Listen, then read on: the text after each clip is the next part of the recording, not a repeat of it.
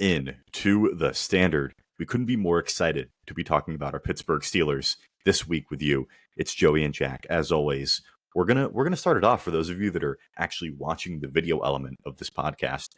We're on PFF. Jack has PFF Premium, great website.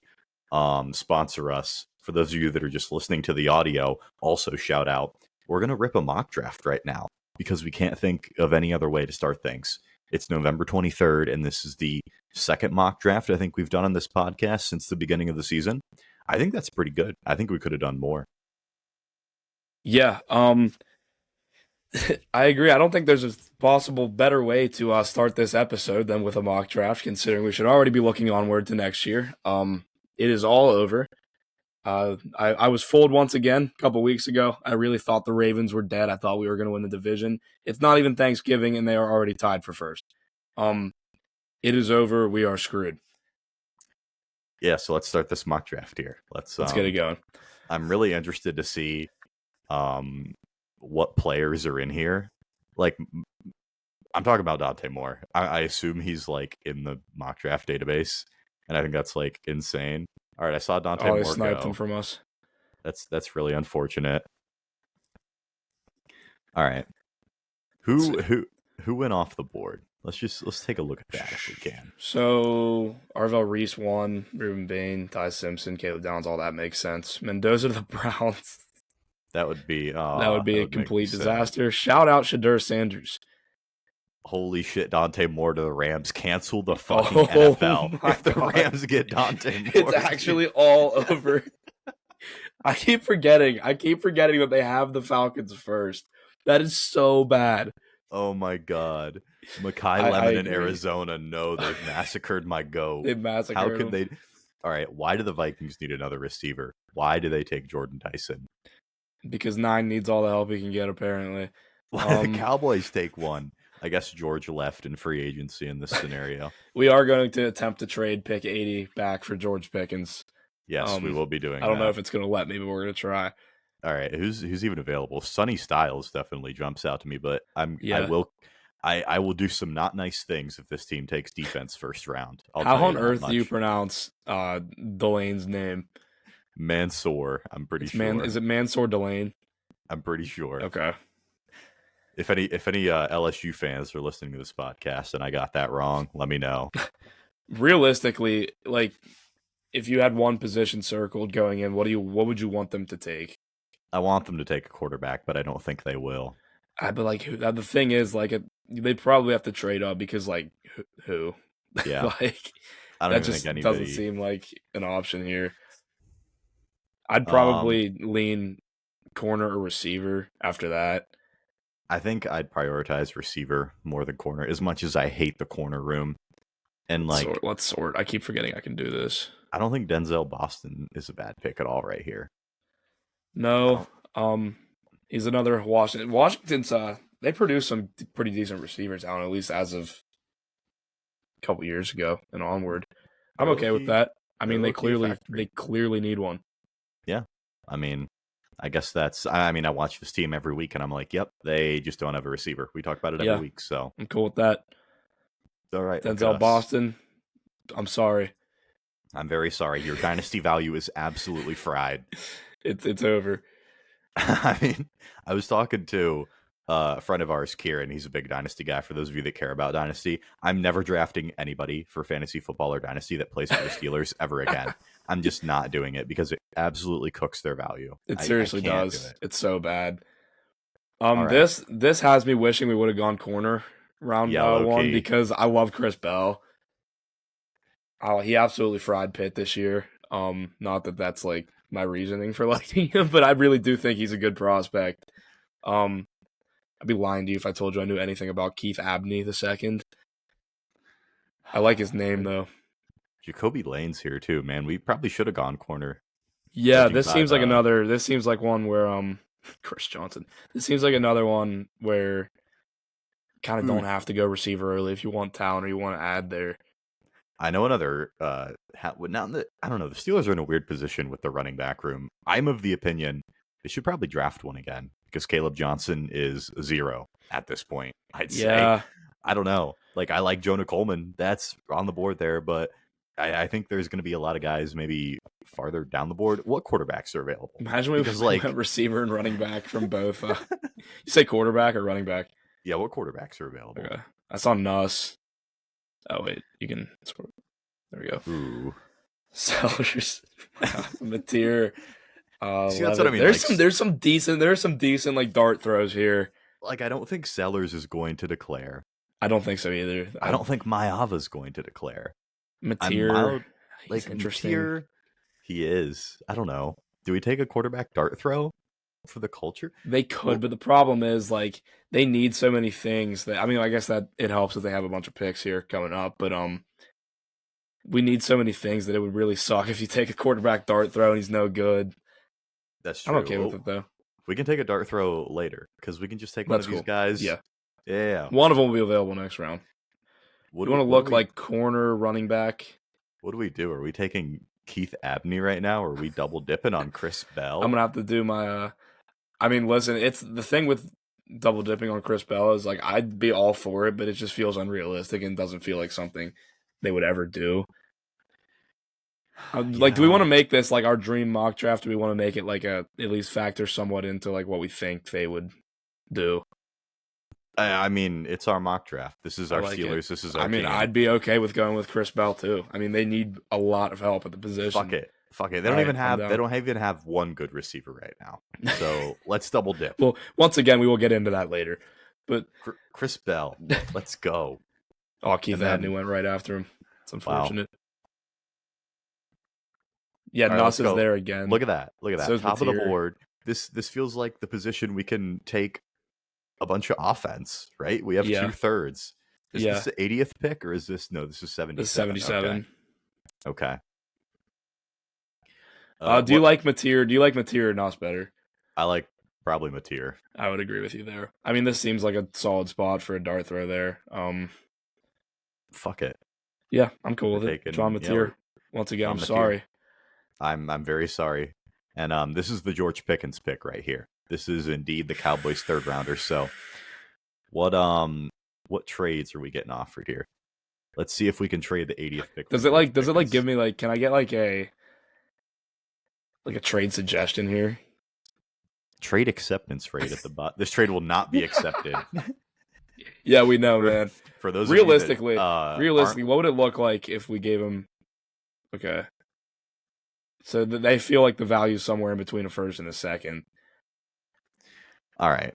So for those of you that aren't watching the video, Jack put into the system, the Cowboys trade George Pickens and the Steelers give up the 80th overall pick, the Cowboys' third rounder that they traded us for George Pickens.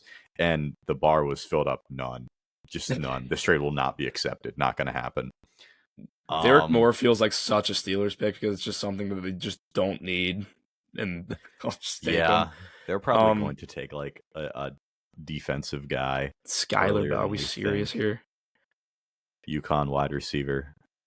Yeah, right. Let's go. What about a tackle? I don't know what they're going to do with Broderick Jones. I don't know either. What the fuck they're going to do. I don't know. It feels like... Let's take another look at running backs. Oh, dude, Singleton or K-Tron. Who's better between Singleton or K-Tron? It looks like K-Tron Allen's better at the moment. I don't know. Yep. I'm not a big Jadarian Price guy. We good. We good on that. We good. I do like Damon Claiborne, but he would definitely be available next round. Let's try to get Claiborne next round. Let's just take one of the tackles. Okay. So we'll go with Jones off this team. Blake Miller. You had a preference between Blake Miller and Nicky Prongos? Not really. Or Carter Smith? Okay, we'll go with Blake Miller. We'll trust the machine. All right. We're trusting PFF. And, damn, this is a full 7 rounds. We're really going to make the Steelers great Mark again. Cooper, I wish we didn't take 2 receivers already. Why not take a third? Yeah, K-Tron's right there. Yeah, I'm cool with that. CJ, that's fine. Penn State all-time rushing leader.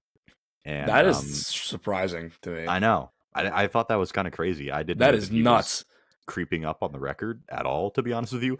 Neither of us are Penn State fans, obviously. So apologize to anyone we may have offended who's listening that is a big Penn State guy. So this feels like it's got to be corner.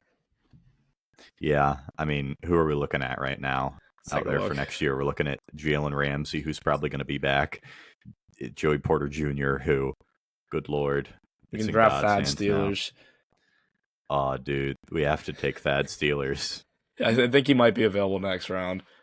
I don't really know anything. I don't know much about these guys, but like it feels like Takario Davis. Takario Davis. He was a stud last year. Washington's Last got couple some years talent. They do. Like, Washington's a fun team. none of these corners are necessarily jumping out to me. Who's it? I mean, if you want to take one, or if you just want to take one off the top of the board, that's fine by me. Let's take a look here. Safety, no. I hate drafting safeties. Just go find just sign Deshaun Elliott. That seems like the move. Will Lee or Xavier Scott, take your pick. One of them is going to be a Steelers starter next year. We can get a junior and a third in the corner room, so we'll go with Will Lee, third. Let's go. Maybe Will Lee is a former Steelers son or something. His team loves nepotism. Drew Aller, yeah. Drew Aller, let's go. Sorsby. Brendan Sorsby. What do you think about Brendan Sorsby? No. Okay. No. Because I've seen he was never really on my radar as like an option, but I've started to see him get some. He was not good at all at Cincinnati for a couple of years, and then I see him get all this hype this year. I know Cincinnati's been better. They were ranked at one point. I don't believe they are anymore. They were like 25th, I think, for a couple weeks. Yeah, I never saw it with old Brendan Sorsby, but Bray Hubbard transfers to me in every single college football dynasty I play. Sounds like you might get stuck with him again. Zachariah Branch, Jesus, that guy's a stud. Yeah, seriously. Carson Beck, no, I don't see that at all. All right, whoever you want here, we'll try to speed things up. We'll make this the most accurate Steelers pick of all time. We'll go with an edge rusher. We'll just take the top edge rusher off. Boubacar, it's a sick name. Yeah, and now we're in round 5 for the Steelers. Look at how many picks they still have left. Dude, that's so stupid. It is. To me, this doesn't really matter. Let's just start. We can start clicking people, or we can call it a day. All right, cool. I'll start clicking people so we can at least get like the visual of it. All right. So Justice Haynes, welcome to the running back room. Wow, this is going to be a great running back room next year. Of Kenneth Gainwell's a free agent, by the way. Jaden Greathouse, I don't understand why he's not getting more hype than that. I think he's a stud. Trinidad Chambliss, come home, bud. Take another dart throw. Go.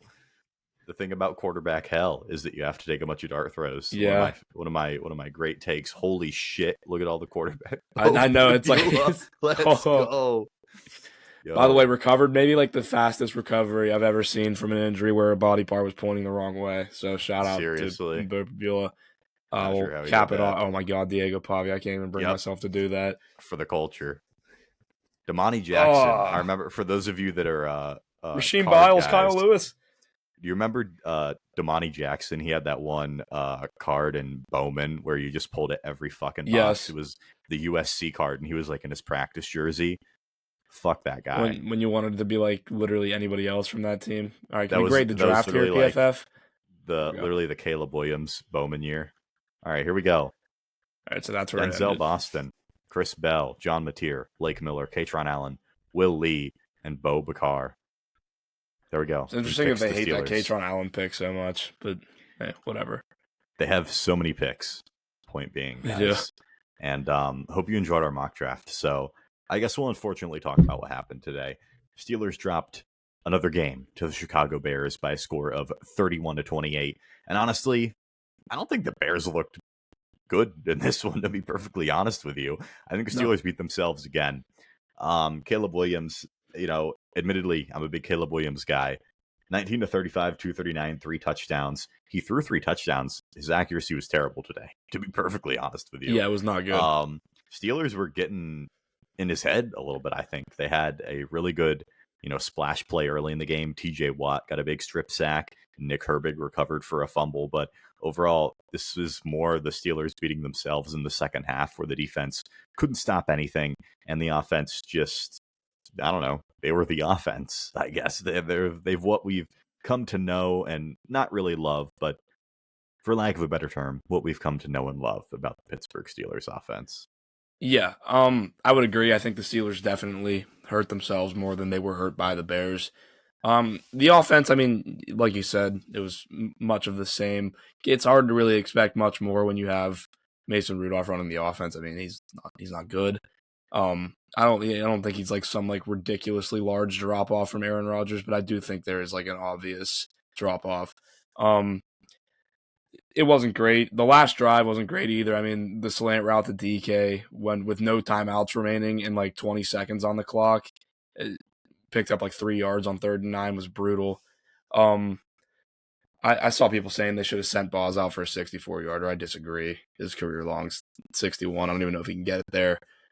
It wasn't a good game all around. I mean, it looked early like they were actually going to win, but you've come to learn if you watch this team that you should never assume that. So, yeah, I mean, like you said, it did look like at the beginning they were getting one of those weird Steelers force a bunch of turnovers, and maybe they don't really deserve it, but they're going to force takeaways and they're going to win this one. Steelers have the second most forced takeaways of anybody in the entire league. Unfortunately for them, the team that has the most takeaways in the National Football League is the Chicago Bears. And we saw that almost immediately. Nashawn Wright, I believe his name is, unbelievable interception off Mason Rudolph, where it was kind of an underthrow by Mason, to be perfectly honest with you, trying to push the ball down the field. And we can get more into Mason Rudolph's play, particularly pushing the ball down the field in a second here. But it felt like at the beginning it was going to be the Steelers winning in a way that Mike Tomlin wants them to. That's the only way they really can win, when they force a bunch of weird turnovers and force these teams into weird situations. The offense completely shit its pants. I mean, fucking diarrhea right down the leg all the second half. Terrible. Couldn't stop a thing. And the offense, I don't even know what to think of them anymore. I really don't. I will say this. I'm glad the Mason Rudolph honeymoon is over. I mean, that shit was getting ridiculous. The second half of the game against the Bengals, where everybody's saying Mason's running the offense better. At the end of the day, does it really matter who runs the offense better? No, because the team has so many fucking issues. It's actually pathetic. And like I said, DJ Moore had 2 touchdowns. What the hell? DJ Moore has not been good all year. Not been good. It was just a perfect mix of Steelers being like, hey, this is how we win, and then the Steelers also letting the most random players cook them. It really felt like that. yeah, I thought particularly the secondary played very poorly. Yeah. If it weren't for Caleb's decently bad inaccuracy today, I think it could have ended up being a lot worse. They could have scored way more points than they did. It also felt like they dropped a couple picks. I think Duggar dropped 2 of them specifically. Yeah. So I mean that stuff like that can change a game from like a 14-point win to a 3-point loss. When you have the opportunity to force them into mistakes, you have to take advantage of it, and they weren't able to do that, and they were getting fried all game. There were receivers running wide open like literally the entire second half. No, it was not a good performance from them, and there wasn't really a good performance by anybody in particular, I wouldn't say. Yeah, let's talk about that. How people were open, particularly over the middle of the field, especially in the second half, where the Steelers had plenty of opportunity to push the ball down the field. Let's start by saying this, guys. The Chicago Bears were down 5 defensive starters. All 3 starting linebackers, were out. They were even on a 3rd-string linebacker at one point in this game, and they were out both of their starting corners. And the Steelers, they scored 28 points. Yes, I mean, the offense scored 21 of them, but still, it was stagnant in the second half. Could not do quite literally anything. I mean, it was just pathetic. If you pull up the next gen stats passing chart, I know everybody loves to post those after the game. Mason Rudolph's passing chart, nowhere in the middle of the field. It was very reminiscent of what we've seen from all Steelers quarterbacks over the last couple of years. Pickett, Trubisky, Wilson, Justin Fields, take your pick. I mean, it's becoming like a system issue where nobody wants to throw over the middle of the field, and Mason just couldn't connect on anything that was 10 yards or more down the field. The game plan for the Steelers was to keep everything short and simple, and they don't have the dynamic playmakers to be able to, get a bunch of yak and live and die by that. I think they got a little bit lucky last week with, some of the yards after the catch and pushing the ball down the field, because One, they didn't have to. Two, they were facing a much worse team overall in the Cincinnati Bengals. And when you don't have players that are able to stretch the field or a quarterback that's able to stretch the field, it's going to be very volatile. And I think we saw a tale of two games for the Steelers between the Bengals game and the Bears game, even though Bears defense was supposed to be shit today on paper. Yeah, they were down a lot of guys, and again, that's something you have to take advantage of. I need people to cut the excuses with DK Metcalf. It's getting ridiculous. He needs to produce, and he's not. And I don't want to hear about how the offensive scheme sucks. Which sure, maybe it does, but like at some point you got to do something. The longest completion today for the Steelers was 21 yards to Ben Skoranek. I know the quarterback play isn't incredible. I'm aware of that. I know the scheme's not great, but when you're getting paid as the fourth highest paid receiver in the NFL, you got to make some plays at some point. And yes, I know he had the touchdown. It was literally a run, and he kind of just like was wide open. I don't know. He just does not make enough plays, and I think that's part of the reason why the offense is always so stagnant. Is we don't have a reliable wide receiver that can pick up chunks of 10 yards when you need him to. I think there's plenty of blame that needs to go around from the top down, from the owner to the head coach to even both of the coordinators at this point. But man, when you're paying a guy that much money, you'd like to see better results. Honestly, yeah. I mean, I feel we're beating a dead horse at this point. We're talking about DK every single week, and part of me kind of feels bad. Do we give him a pass because he's in this shitty offensive scheme? I don't know. I don't think so. Like 5 catches for 22 yards. He had a rushing touchdown, I guess, because again, Mason can't throw the ball down the field whatsoever. So it was a pass behind the line of scrimmage. DK took it in from like 3 or 4 yards out, I think. And that's about what you're getting with DK. There was a one drive where the Steelers were kind of force feeding DK, and I guess that's what I'd like to see them do from here on out. Is like not just do it for one drive, maybe force feed him. If you want to get him in the open, do it maybe a time or two a drive, with more consistency, not just abandon it after one drive or anything like that. Because we can sit here and talk about how good how not good DK Metcalf is, and we'd be correct. But at the same time, like, the Steelers are also very much at fault for not making an effort to make it better, for not giving him an opportunity to showcase his skills even more, even though the ceiling with that, I don't know what it is, but I don't know. I don't know where they go from here. The offense is going to be what it is. But we can talk about another guy. How about Kenneth Gainwell? Shout out Kenneth Gainwell, dude. Shout out, dude. He's the steadiest guy on the offense. He really isn't really even close. I mean, did he score a touchdown today? I feel like he did. No, he fell down. He fell down at the one on that long that's one. It. Yeah. Oh yeah, and then they gave it to Jalen Warren. Touchdown. Yeah. That's the issue. Jalen Warren, good player, but everybody acts like it should be Jalen Warren, and it's bar none. He's far and away better. I don't know, guys. Kenneth Gainwell. This is 2 games now, at least in a row, where Kenneth Gainwell has straight up outproduced Jalen Warren, where I think he's been just as explosive, if not more explosive, than Jalen Warren as well. This is a 2-headed monster in the backfield, if you want to call it that. I don't even know if monster is the right word. But yeah, Kenneth Gainwell, man, good for him. Broke off a big one. It was a 50-yard rush, more than that. And this is why people think Jalen Warren's far and away RB1, because they put him in at the 1-yard line, and he punched it in right there. Kenny G respect button, though. Yeah, utilize that respect button. You can utilize the Kenny G respect button by hitting like on this video on YouTube if you're listening right now. Yes, I'm about to purchase a Kenneth Gainwell jersey, dude. I love that guy. I'm a big fan. That might have been the thing I was the most right about this offseason. I love that signing when we made it. And I told everybody he was actually going to produce here, and he still leads the team in touchdowns, I believe, even after DK scored one this week. But his contract is laughable right now. It's unbelievable the value we're getting from it. And I'm going to be upset if they don't bring him back next year. I'm terrified they're going to lose him in free agency. I can't even lie to you, because we looked at this last week. It is a 1-year, $1.1 million contract. So he's getting paid literally nothing. He is going to lead this team in touchdowns, which we predicted week 2, by the way. Another week it lives on. The legend lives on from the Chippewa on down. And yeah, Kenny G respect button. And we already talked about Mason Rudolph. The interception was really, really bad, but just pushing the ball down the field for Mason was not good today.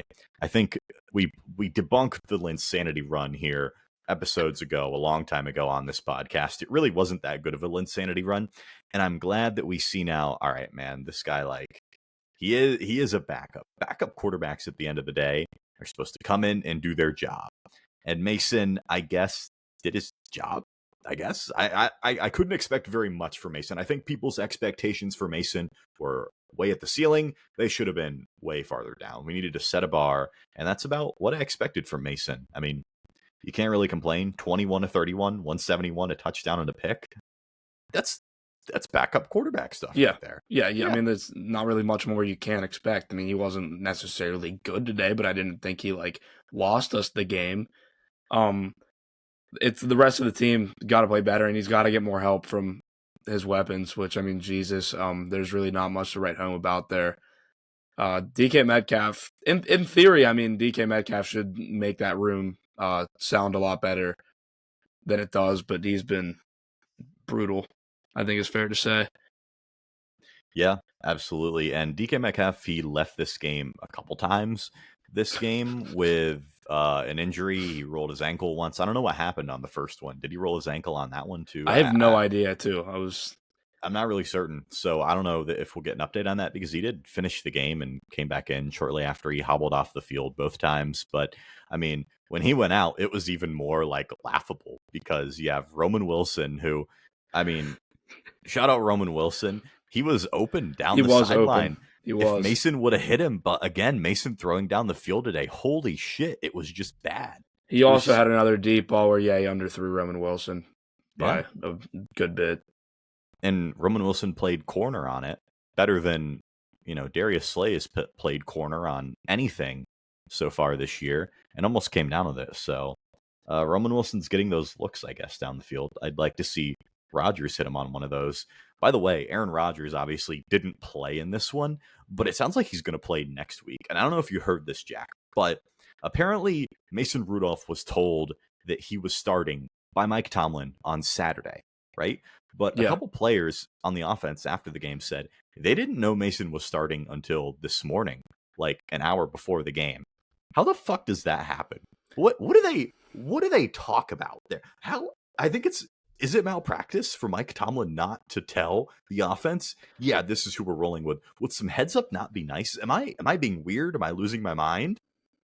The guys that are catching passes for Mason Rudolph and the guys that are blocking for Mason Rudolph need to know that he's the one starting. Yeah. If that's true, that's not good. Again, it's like you said, there's complaints from the top to the bottom. This in particular starts with, I would imagine, Mike Tomlin. I mean, I'd also imagine that Mason Rudolph would say something too, right? Yeah. If he knows he's starting, wouldn't he tell? Like, I don't know. I don't know who to blame here, but it's definitely malpractice. There's a miscommunication happening somewhere here. I'm not certain where, but it's a microcosm of everything we've seen this season.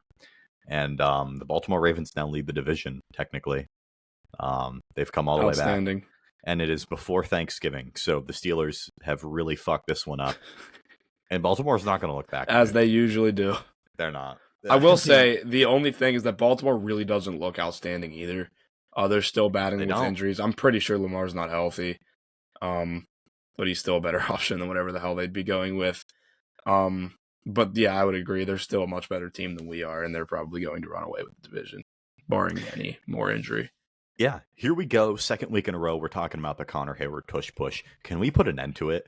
I mean, holy shit, dude. I talked about this on the live. I know Jack wasn't able to join the live. People were asking where you were, and I said you were preparing for the podcast. I was, yes.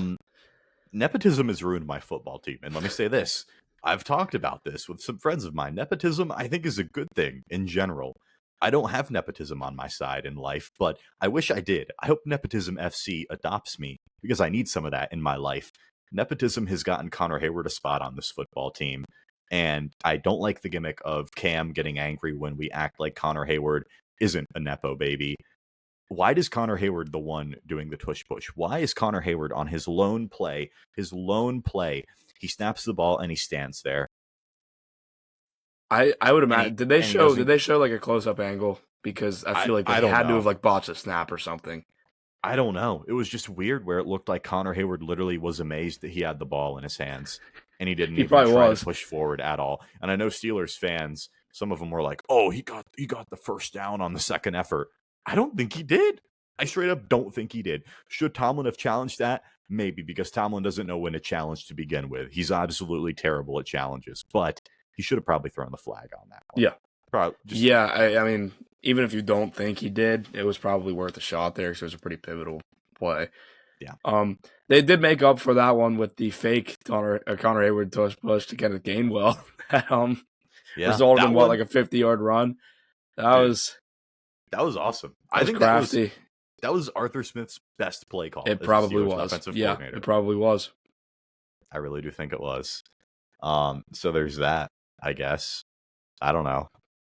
But it's just a weird. It's shout out 93.7 The Fan. It's a hodgepodge of nothingness on the Steelers offense. Absolutely, that is the best way you can describe it.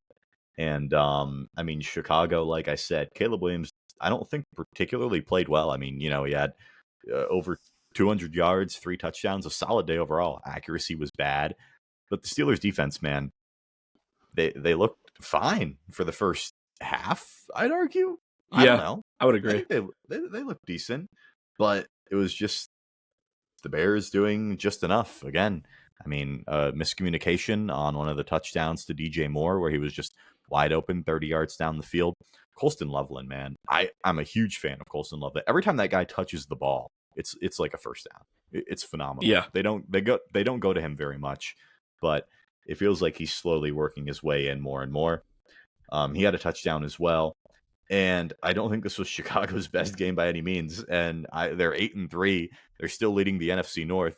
I still don't think they're 8-3 good, but man, they're 8-3 somehow, some way. It's unbelievable to me. I don't understand it. But this is the test. They play the Eagles on Black Friday, which I'm very much looking forward to that game. Isn't that game at a weird ass time? Yeah, it's at like.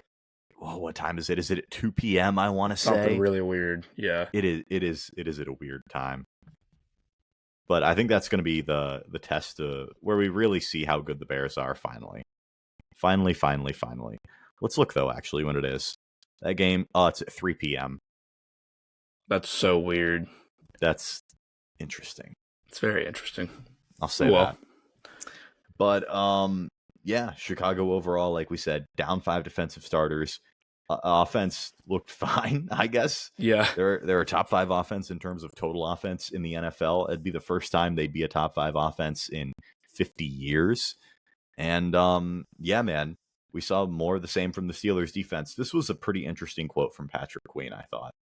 I wrote about this for Behind the Steel Curtain. Go read Behind the Steel Curtain. Go read my articles. Post a couple articles there a week. Have a lot of fun doing it. Some great guys over there. Great content. But Patrick Queen, after the game, we all love our good friend Patrick Queen. What was the most frustrating thing right now about the defense's play? What do you think Patrick Queen had to say? Take a guess. Patrick Queen. I'm going to guess. I know you're very fond of this guy, Jack. I'm going to guess. Given the way you're proposing this question, it couldn't have been a good answer, so I'm going to assume he didn't take accountability for anything. Well, you'd be right about him not taking accountability. It was a weird answer. Yeah, kind of, because I'll just tell you what he said. Patrick Queen on what's the most frustrating thing right now. He said, just knowing what's coming and us doing nothing about it. You hear guys talking all over the field, communicating what's coming, and play still happens. So it's tough. So what he's saying here, in my mind at least, this is how I'm interpreting it. The communication issues, how that was such a big deal last year. It's not communication. It's just lack of effort, lack of execution. That is what it sounds like. Defense, yeah. It sounds like the playmakers aren't making plays, and that's particularly interesting coming from Patrick Queen, who hasn't made a play all goddamn year. Patrick Queen seems like the biggest culprit of not giving any effort out there. Like you mentioned this last podcast. If you watch him, they just snap the ball and he just stands there. Yeah, I mean, seriously, pick any play, any defensive drive. Just watch number 6. Just watch him work. It's a thing of beauty. It is. It really, truly is. It's hilarious. Yes. Again, he's the green dot on the defense. He's supposed to be the most communicative, the one that's directing everything. And I'm sure he does a decent job of that, or they wouldn't let him do it, right? I don't know, dude. Right? I don't know. I don't know what goes on. Again, this is the whole thing where like Mike Tomlin didn't tell anybody that Aaron wasn't playing. What do they talk about? What do they talk about? I don't get it. Wonderful question. I don't have the answer. I don't know what the game plan is every single week. I really don't fucking get it from top down. The offense seems to have the same fucking plan every week. The defense is like, all right, we have to force like 4 turnovers, and we have to like hope and pray that TJ Watt gets a strip sack 6, maybe 2, just to have a chance at winning. To beat any decent team, that's what we have to do. They need to like force like 8 turnovers. Dude, when we play the Lions, if we don't have Jared Goff throwing like 12 picks, we're not gonna win. Yeah, dude. There is no chance we're beating the Lions. There's no chance. No. So the Steelers are 6-5 right now overall. And I love to pull out the Steelers schedule after every single week because let me tell you what, man, things are looking bleak. Here we go. I said that this team has a 9-8 ceiling right now. They might be worse than that. This could this be Mike Tomlin's first losing season, Jack? Let's take a look. Next weekend, we're both going to this game. Very excited. Steelers Bills 4:30. I think they're fucking losing. I would guess that they will lose. Yeah. All right. Sunday, December 7th, 1 p.m. in Baltimore. They play the Ravens. Yeah, chalk that one up. They up. lose again. So Steelers lose their next 2 games. They're 6-7. Great record. Great. Oh my God. Content free as hell for the next week. The jokes just write themselves at this point. So from 6-4 to 6-7. Just wonderful stuff, guys. All right. Now, Dolphins Steelers at home, Monday Night Football. Good God. I can't believe they gave this team a fucking primetime game again this late in the year. God damn it. And the fact that it's against the Dolphins makes it even better. Yeah. And they're going to be 6-7 at this point. Yeah. So surely that's a win, right? If they lose at home to the Dolphins in primetime, Rodgers might retire. I saw a lot of people saying like, oh, dude, Dolphins is a trap game. I don't think, guys, trap games only happen to good teams. All right. This team at this point, like, they can lose to anybody. They can lose to anybody if they win. Yes. Steelers, Lions, we've been over. Let's say they win though, so they're 7-7. Lions, there's not a shot in hell. Then they have 1 against the Browns and 1 against the Ravens. I think Browns might be a toss-up. Browns is on the road. I mean, yeah, that's not a guaranteed win, especially if Shador is starting. Yeah, shout out. He had like one of the greatest throws I've like ever watched today. Then like immediately followed it up with like the worst pick I've ever seen. It was fun. It was fun to watch though. It was fun. Yeah, I think we could possibly lose that game.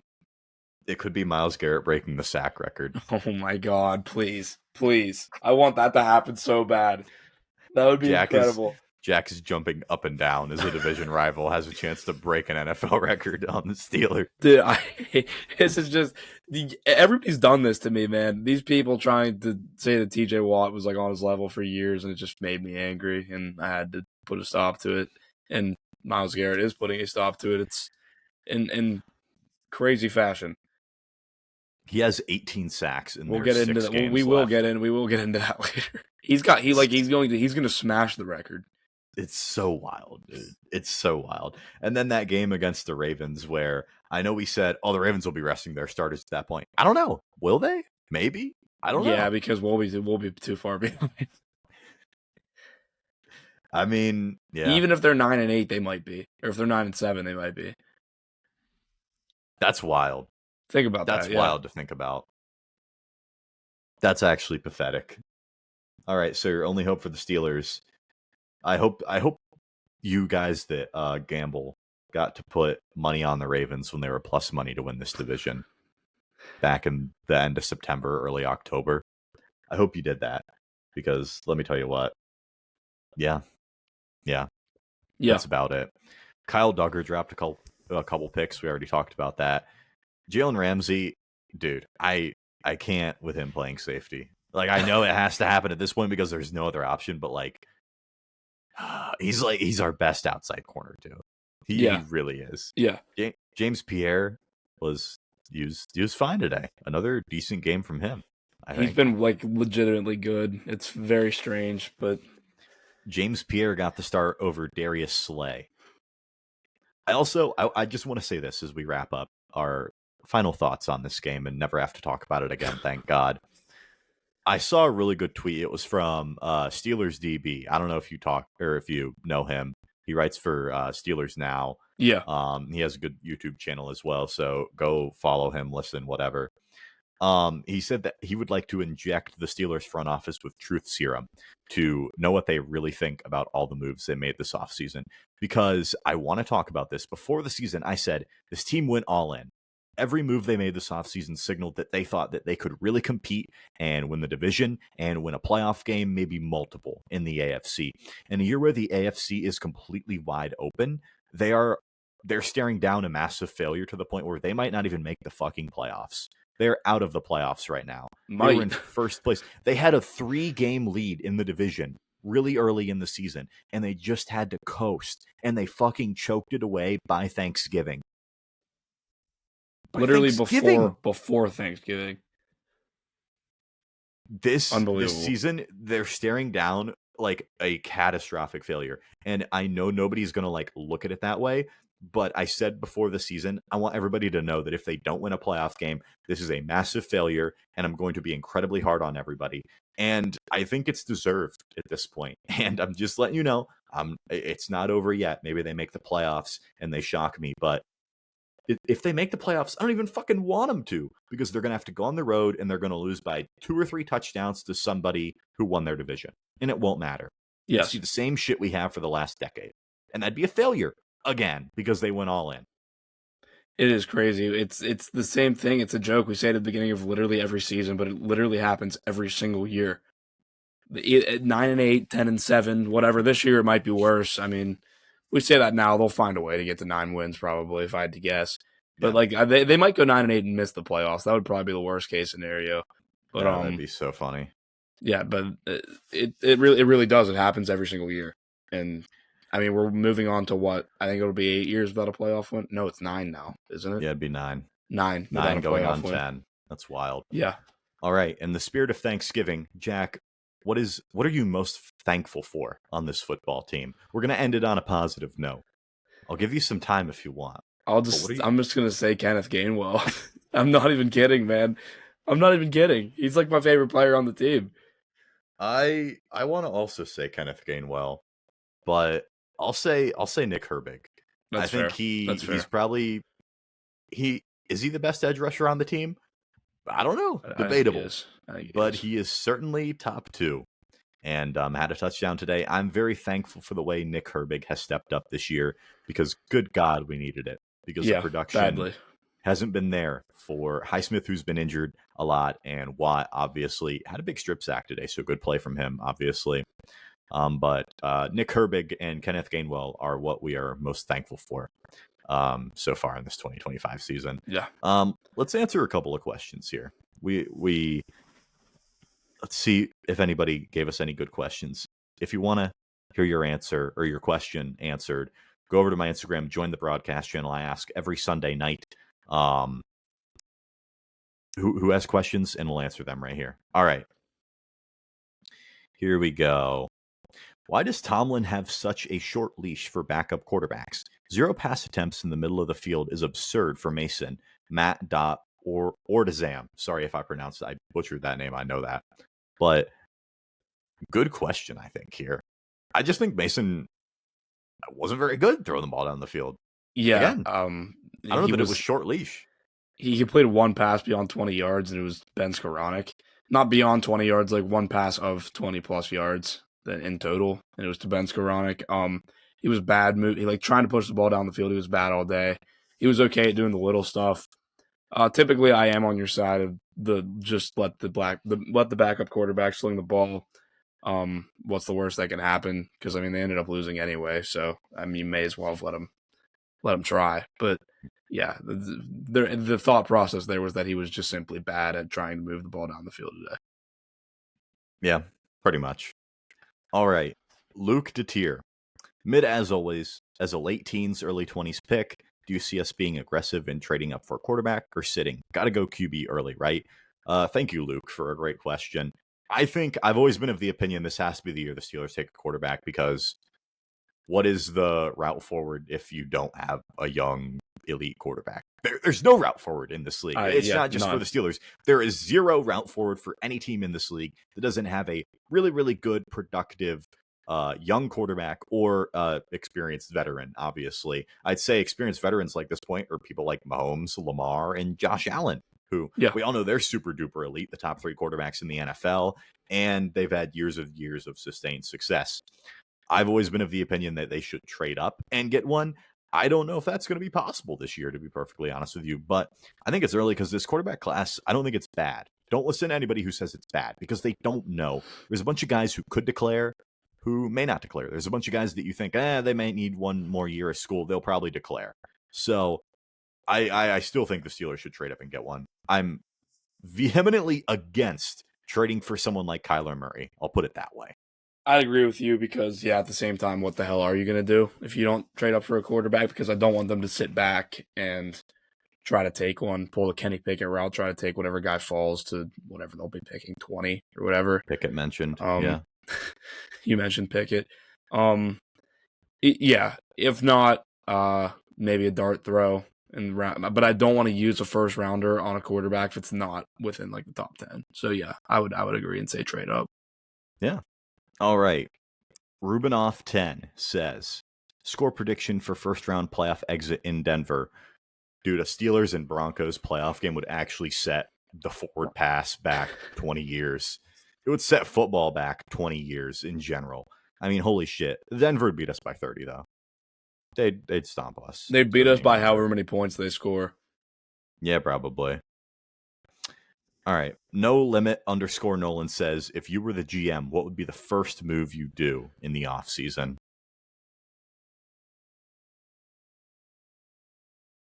Maybe trade into the top 10. First move I make. Probably, I'm assuming Brandon Ayuk's going to be released, so get me Brandon Ayuk. We finally have a real wide receiver 1. I mean, I think he's awesome. This is Jack a year ago. Shout out said Brandon Ayuk was a top 10 receiver when we almost traded for him. Never wrong, just early, guys. You guys will see. Do not worry. Brandon Ayuk is elite. I'm a big fan of him. Obviously coming off an injury. Don't care one bit. Give him to me. That'd be phenomenal. Vincent M _ IV says, how happy are you, Steelers by Joey, that your brave Chicago Bears won this week?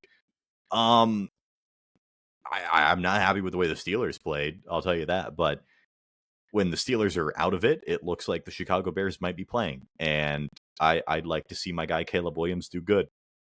And I don't think he was good today, but good for him. What do you think, without any jokes, will genuinely help this team? Says Aiden Schelling. And I think this will be the last one we answer. Jesus, maybe? Yeah, I don't know that. What do we think will help this team? Probably if the stars perfectly align and they trade Mike Tomlin to the Giants, because there was a report that the Giants want to trade for a quarterback. Those mock trades were just hilarious. Oh my god, dude, it'd be the best. Dude, I saw someone who literally I thought they were crazy because they were Malik Neighbors a first. I remember this one for Mike Tomlin, and the guy was clapping back at people in the comments. He was like, but the media says Mike Tomlin's such a good coach. He was being a dick about it, but it was a well put together graphic, and I thought he was just an idiot who didn't know anything. No, he was being funny with it. So I think what would help this team is if the stars align, they trade Mike Tomlin, they completely revamp the coaching staff, and they take a quarterback in the first round and they hit on him. That's the only thing that will help. I would agree. Yeah. An elite quarterback, or a quarterback that ends up being elite here, is the only thing that can save it. Yeah. Other great questions include, why did Connor Hayward touch the field? You already talked about that, though. Nepotism. All right. Thank you guys for submitting your questions. That was fun, as always. And We will review every game from week number 12 of the NFL season, dude. It's ending. It's ending. It's kind of sad, honestly. Yeah. We're in the back half of the season. Obviously not going good for our brave men in black and gold, but Texans beat the Bills 23-19 on Thursday Night Football. Man, you called your shot with the Texans. They're good. They could low-key be a playoff team. There's a weird AFC South is weird because the Colts, they lost again today. The Texans and the Jaguars are right on their heels, and they all have to play each other twice. Yeah. So that's going to be fun to see how that plays out. That Texans defense is really good. Yeah. I think it's probably, it might be the best in the league. It's up there. It's up there. But, yeah, just a weird game for Josh Allen. I mean, they're so Josh Allen dependent. I swear, he plays bad like every other game. Like he does. It's weird. It's really, really weird. I have said for years, I think the Bills have a Sean McDermott problem. I think they're loyal to him to a fault. Also, Brandon Beane, the GM, that guy sucks at drafting. That guy absolutely fucking reeks at drafting. He is literally me if I was a GM. He is, well, maybe not. He's literally me in the fact that like he likes the guys with big upside and traits. I guarantee he loved Anthony Richardson in the draft. Me too. And like he loved Josh Allen because he was like this big project, but he drafts too many of those guys. Like Keon Coleman was a massive project. He sucks at this point. Maxwell Harrison was kind of the same way. Yeah, I don't know. Brandon Beane and Sean McDermott, terrible combo out there in Buffalo. Yeah. They have no receivers. Josh Allen, hero ball. Josh Allen, I believe in you. That's the Bills' philosophy. It really is. Like they rely on their quarterback more than like anybody, but maybe like Kansas City. Yeah. All right. Patriots beat the Bengals 26-20. Patriots are 10-2. Again. How good can they be because they lost to the Pittsburgh Steelers? How good really are they? At home. I think they're one and done in the playoffs. I can't. I would somewhat agree. I can't. They could maybe win a game. I don't see them actually making a run. I don't see it. I think they're a one and done, dude. I don't know what it is. There are some weird wild card teams. They're like, if they play like an AFC South, like if they play the Jaguars, for example, let's say they get a wild card, I think they'd beat the Jaguars. But like other than that, man. Yeah, the Jags suck. Let's say the Chiefs sneak in and they have to play the Patriots. Like that'd be ideal if you're Patrick Mahomes. Yes. That's ideal. 100%. And we'll talk about the Chiefs in a minute, but I have a take on them. Lions 34, Giants 27. I love watching Jameis Winston play football. I love it, dude. Dude, the gunner to Jameis Winston passing touchdown was like the greatest thing I've ever seen in my life. Jameis like mossed the guy, like juked him and stiff armed him into the ground and scored a touchdown. Like, and of course it was fucking Gunnar Olszewski. Yeah.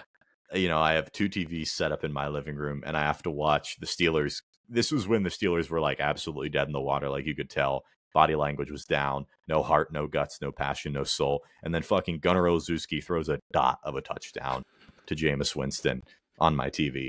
Who has it worse than us right now? Seriously. It's unbelievable. Fuck my stupid Chungus life, dude. Yes. Seriously. Packers 23, Vikings 6. 9 had a hell of a day. Can we just skip this one? 9 had less than 100 yards passing. Multiple interceptions. I mean, dude, this guy, I don't know what it was. I got to find the tweet. It was like EPA. Great stat for those football nerds out there. JJ McCarthy has the worst EPA per play of any quarterback since they started recording the stat. He's the worst out of all of them except for one, and it's Jamarcus Russell. I thought you were going to say Kenny Pickett.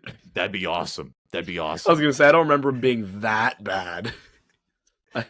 I mean, the Packers defense showed up today, to say the least. Jordan Love didn't have to do shit. Shout out to Emmanuel Wilson. Over 100 yards, 2 touchdowns today in the absence of Josh Jacobs. It's like the most obvious spot start like ever in fantasy football. Yeah. I don't know what you do if you're the Vikings, though. Because, like, seriously, I know you're a big McCarthy guy, and I know I like to give you shit about it, but seriously, I don't know what you do if you're them. Because at the end of the season, you're going to have a guy who started, like, just over 10 games, like probably like 12 games, I think, if I'm getting that right. The fact that you have Justin Jefferson complicates it, I think. Yeah. You need to get him a quarterback. Because this is a team who won 13 games in the regular season last year. They're quite literally a quarterback away. This defense is still very, very good. They just have no support from the offense. They have absolutely none. They could be a sneaky landing spot for Kyler if the Cardinals chose to move on from him. That'd be interesting. I'm not a Kyler believer, but like I'm not I'd either. have no choice to be. I'd have to be a believer in just about anybody in a Kevin O'Connell offense. Seriously, with Justin Jefferson and Jordan Addison.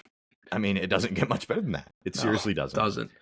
But they're 4-7 now. They went from a top 5 offense in the league last year to 28th.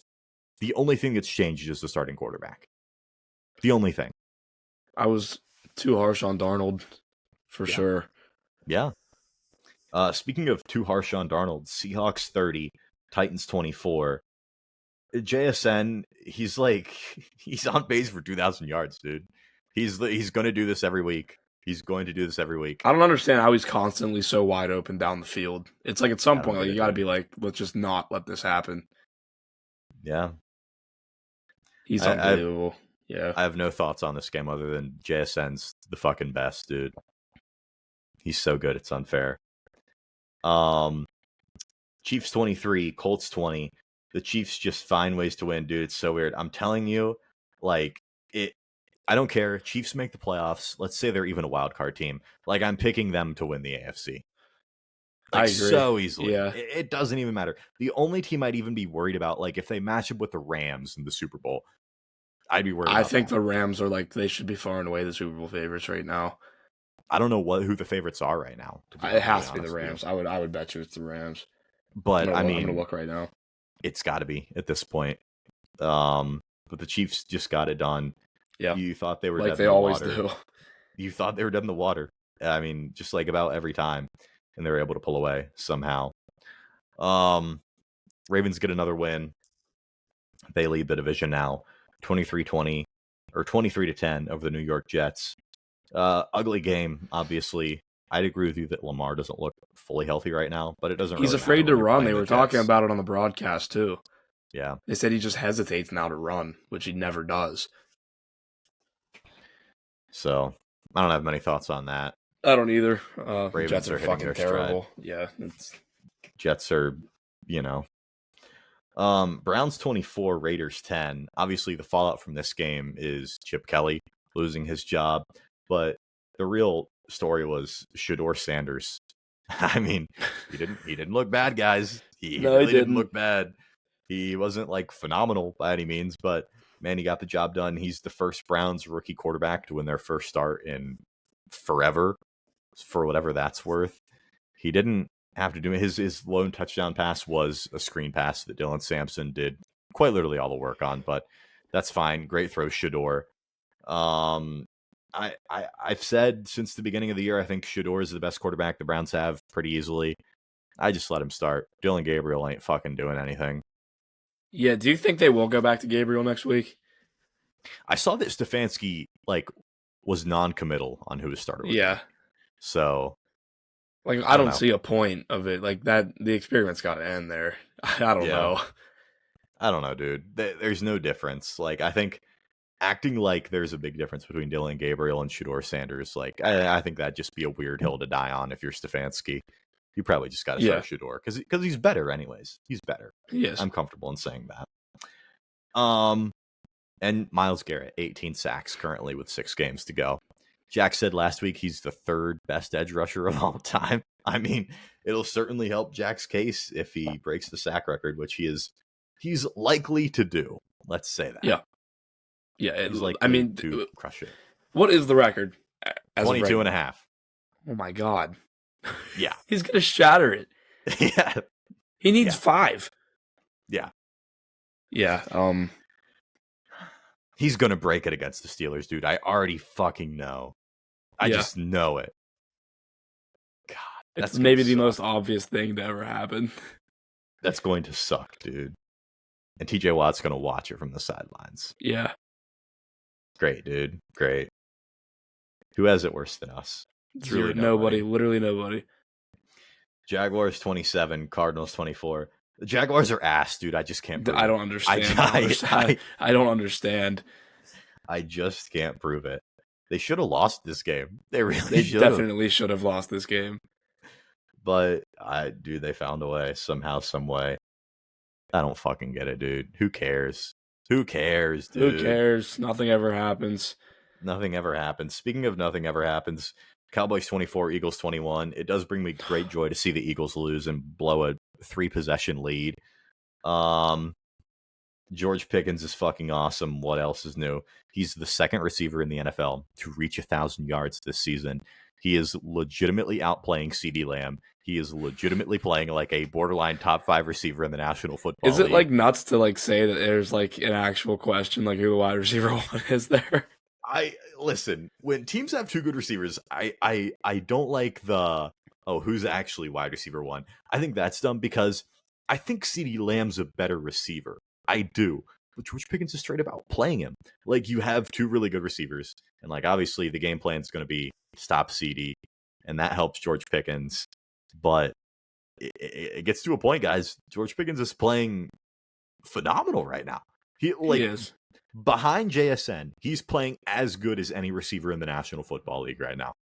Seriously. The catch down the sideline, like the 40-yarder in the second half, nuts, where he just like jumped over 2 guys and brought it in. Oh my god, he's playing out of his mind.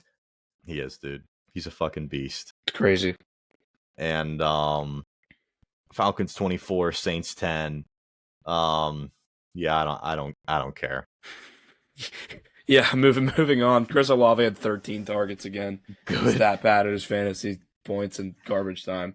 Good for Kirk Cousins, I guess. Good for the Falcons for winning because they just need to win as many games as possible, even though Penix is gone for the year, because the Rams have your first. And we cannot let the Rams get another quality player in the top 10. We just can't let that happen as a society. We can't do it. Because the Rams beat the Buccaneers 34-7. Just fucking pounded them. Like, it was over in the first 20 minutes. Yeah, it was bad. Devontae Adams got his government-mandated goal line fade touchdown. We were talking to our friends in the group chat, and one of them said after the goal line fade to Adams, they were like, what route was the corner anticipating Adams was going to run? Like, seriously. The same one every single time. And he had help on the inside. So, like, how do you get beat to the outside? I don't know. I will say I'm very glad the Baker Mayfield MVP narrative is gone. I'm very glad. Yeah. Obviously, hope Baker's okay. Got hurt. Didn't look great. I'll say. No, it did not look good at all. But yeah, that's about it for week number 12. Monday night game, 49ers Panthers. I want to say like, oh, the Panthers are 6-5. That's an intriguing matchup. I just feel like the Niners are going to roll them. They're going to roll them. Yeah, it's like the most obvious like letdown for the Panthers. They're going to get smoked. I mean, Bryce Young just threw for 450 yards. Like, yeah, they're gonna get smoked. I feel like. Yeah. At least the Thanksgiving slate's pretty good. Yeah. I mean, Packers Lions is a really good game. That one's going to be intriguing. Cowboys Chiefs is going to be a lot of fun. Oh, it's going to be a fun ass game. Yeah. A lot of points in that one. And Bengals Ravens, I don't care. Like, I'd like to see the Ravens lose, obviously, but I also want to see the Bengals lose. I don't care. I hate that that's the nightcap. I mean, I guess I'd hope the Bengals win, but that's probably not going to happen. So yeah. And that'll about do it for this episode of The Standard. Quickly, general predictions for next week against the Bills. Bills are coming off a loss on the road. Steelers getting Aaron Rodgers back, it looks like. Are we excited? It's weird because we look like shit, but like so do the Bills. They don't look very good. We're so dirt. We suck. But yeah, we play. I think the Bills look like shit. So do we. I don't know. I'm gonna say the Bills beat us like 24-21. Josh Allen hero ball is gonna go nuts. This just feels like a Josh Allen 6 total touchdown game. I'm excited to go to this one though. I'm excited to see Josh Allen in person be the alien that he is. The Steeler games I pick to go to, I pick based on like not so much like what games the Steelers are going to win, but like who I want to see play for the other team. Is that weird? Is that weird of me to base what games I go to off of that? I don't think feel so. like No. I don't think a lot of people think like that though. I feel like a lot of people want to go to games where obviously we're playing a division rival or like someone they think that we're going to be able to beat. I don't expect the Steelers to win this game whatsoever. I think the Steelers are going to lose this one pretty easily. In fact, I think they might keep it close, like you said. But I'm excited to see Josh Allen play in person. Like, yeah, I agree. He will.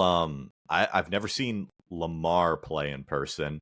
I saw Mahomes play twice in college. Actually, I haven't seen him play in the NFL. Yeah, but I did get to see him in college. Mahomes 0-2 all time against WVU. By the way, I'm trying to think of like the best player I've ever seen. I've saw LeBron play in person, so that's probably the greatest athlete I've ever seen. Actually, definitely is. Yeah. But yeah, it should be. It should be at the least. If we get blown out, it'll be fun to watch Josh Allen play, I guess. Yeah. You got to see Kenny Pickett play in college, so that's cool. I did. Yeah. That was fun. That was fun. Yeah. Speaking of Pitt, how do you feel about him? Oh my god! I mean, I think You're they excited. like genuinely You're drinking like the fucking Kool-Aid. I just think they genuinely like did not actually give a shit about the Notre Dame game. Like, I really don't think they did. I also think Notre Dame is just like that fucking good. They just won 70-7. I mean, I know Cuse isn't good, but like Jesus. Yeah. But yeah, that game couldn't have started any better. They had a chance. Georgia Tech had a chance to come back, and then Haynes King threw a pick six like in the end zone. So that wasn't ideal for. So what's the scenario in the ACC? I know there's like fucked. a chaos scenario where there's like a 5-way tie or something like that. We at the moment the three teams with one loss are Virginia, SMU, and Pitt, and they both have the tiebreaker over Pitt. So we need either Virginia to lose to Virginia Tech or SMU to lose to Cal, and we also have to beat Miami. Well, Cal just fired their head coach tonight. Oh, so maybe interim head coach bump. Maybe. Do you know about that Cal quarterback, John Quay Sagapatule? That guy? Yeah. Holy shit. I see clips of him on Twitter. That guy's going to get a bag from some SEC team here in about a month. That guy fucks. I love him. Yeah. Hey, I mean, maybe. Last name. I'm going to turn into the biggest Cal fan of all time on Saturday night. If we beat Miami, oh my God. Maybe James Franklin will come running out of the tunnel at halftime of the Virginia Tech game. Oh, they'll lead them to a win. You guys have to play Miami. Yeah. We gotta play Miami. At least it's at home. And we got to need one of those two teams to lose. That's rough. It is. For sure rough. That's life. That's what all the people say. It's a great song. Phenomenal song. Shout out Frank Sinatra. Shout out our brave men in black and gold. They're down but not out. Keep the faith in our brave men in black and gold. Thank you guys for listening as always. We'll be back next week. Same time, same place, as always, right here on The Standard.